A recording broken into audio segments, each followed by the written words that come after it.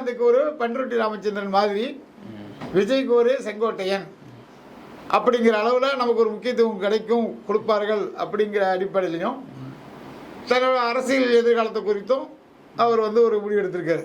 இதில் என்னென்னா, விஜய் கூட இருக்கிற யாருக்குமே பெருசாக அரசியல் அனுபவம் கிடையாது. அவருடைய ஆட்கள்ங்கிறது, அவங்களுடைய ஆதரவுங்கிறது எல்லாருமே ஒரு 20 வயசுலேருந்து ஒரு 25 வயசு 30 வயசுக்குள்ள ரசிகர்கள். அப்போது அரசியல் முதிர்ச்சி இல்லாத, அரசியலில் பெரிய அளவுக்கு அனுபவம் இல்லாத ஆட்கள்கள் இருக்கக்கூடிய கட்சி தான் விஜய் அவர்களுடைய கட்சி. அப்போது அந்த இடத்துல இவருக்கு ஒரு வெற்றிடம் இருக்கிறது.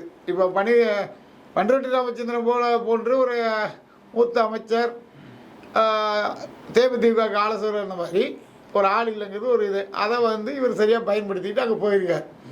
ஆனால் இவர் அங்கே போனதுக்கப்புறம் என்ன நடக்கும்?